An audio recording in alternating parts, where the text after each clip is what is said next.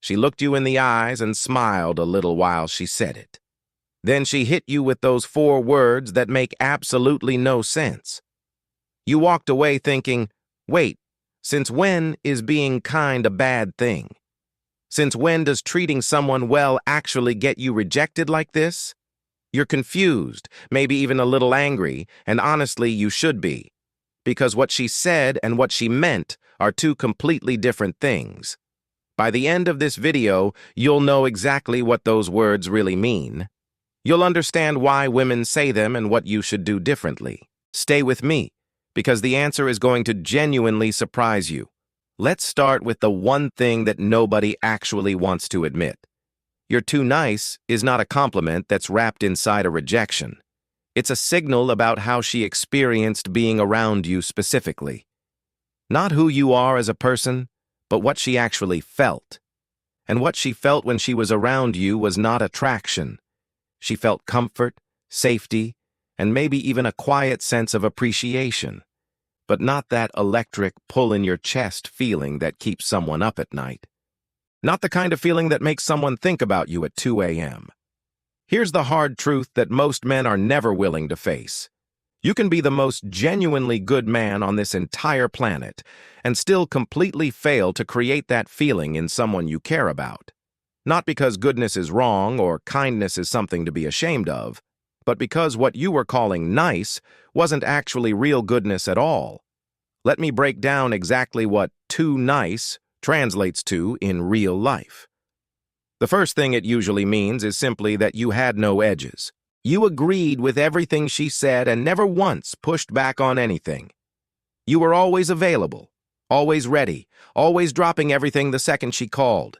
You never challenged her or held a strong opinion she had to reckon with. Every text got an immediate response, and every plan bent around her schedule completely. Every single opinion you had somehow mysteriously aligned perfectly with everything she believed. And what happens when a person has no friction and no shape of their own? They become completely invisible, not because they're bad, but because there's nothing to push against. Real attraction requires tension and the sense that this person has their own world. A world that exists fully on its own, and you're being invited into it.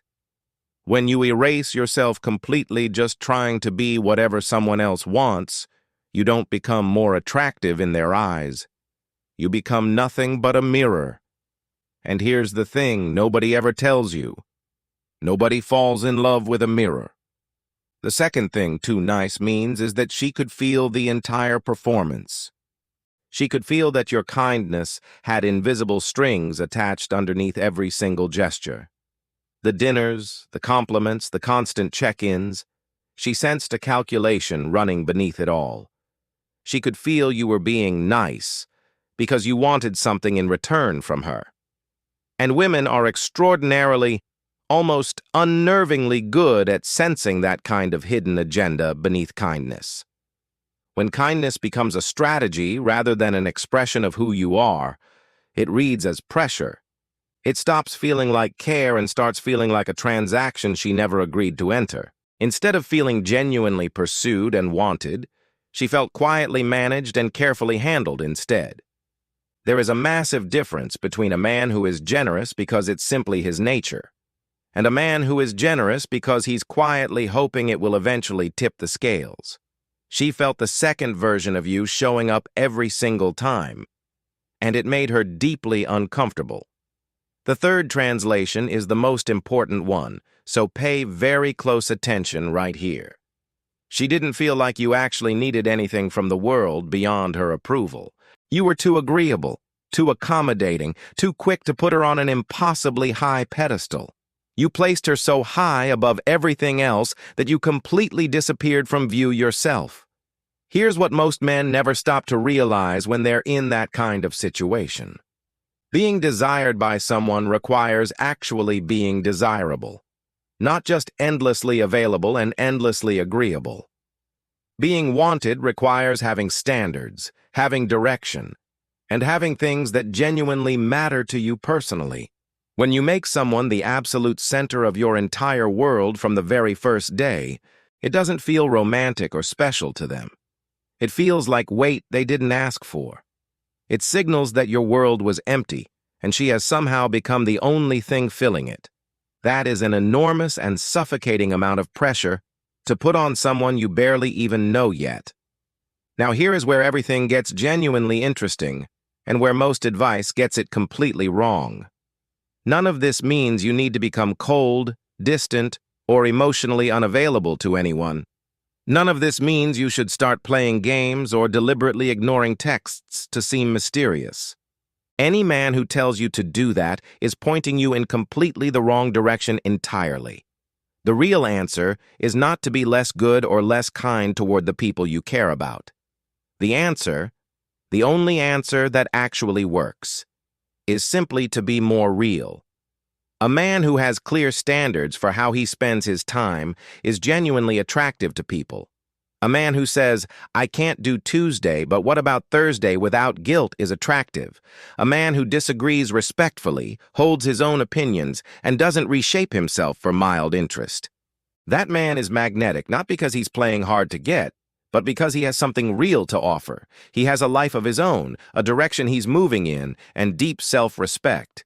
And self-respect is honestly the single most magnetic quality any man can carry into any room. Think about the men in your life that women have consistently and persistently chased after. Are those men mean or cruel or dismissive toward the people around them? Almost never. What those men are, more than anything else, is simply deeply and quietly grounded in themselves. They are completely comfortable saying no without guilt and comfortable taking up space without apology. They know exactly what they want, and they move toward it without constantly second-guessing themselves. Their kindness feels genuine precisely because it isn't driven by fear of being rejected or abandoned. It comes from a place of genuine fullness and quiet confidence, not from a place of scarcity.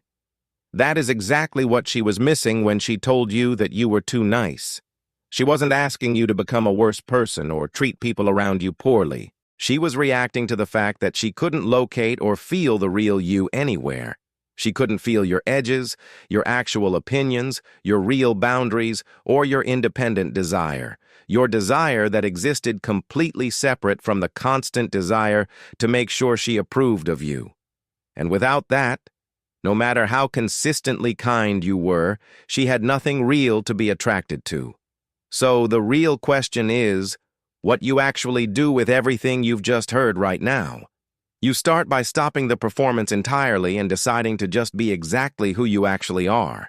Be kind, because kindness is genuinely part of who you are, not because it's a calculated tactic. Be generous because you actually enjoy giving to people, not because you're quietly keeping score somewhere. Stop engineering every single interaction around maximizing her approval of you as a person. Start showing up instead as someone who has their own full and interesting inner world. Have real standards for how your time gets spent and what you're willing to give to people. Have things in your life that you simply will not compromise on regardless of who's asking.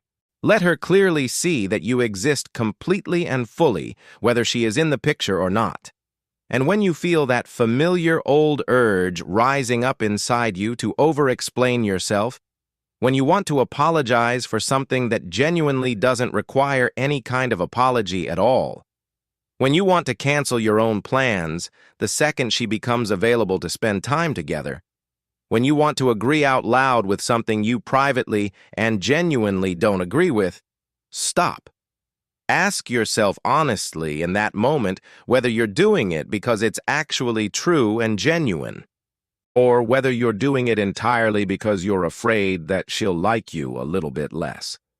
Because that fear, that quiet, desperate, approval-seeking fear, is exactly what she has been picking up on. And that fear is precisely what turns something called nice into something that feels suffocating instead of safe. The version of you that she would actually fall for isn't the one buried under endless kindness. It's the version of you that shows up whole, grounded, and completely comfortable taking up space. with genuine warmth and real standards existing inside the same person at the exact same time, with true generosity and honest self-respect, living comfortably side by side without any contradiction between them, with real care and the quiet, steady confidence of a man who genuinely knows his own worth. You don't need to be less nice.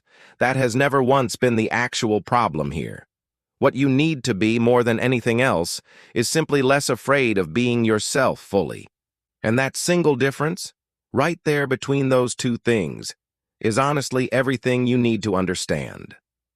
If this video hit home for you, do yourself a real favor right now and subscribe to this channel. Every single week, this channel puts out content designed to help men think more clearly about attraction and confidence, about becoming the kind of grounded man who doesn't need to be told what he's doing wrong. Hit that subscribe button right now, turn on your notifications, and let's keep building together from here. I'll see you in the very next one.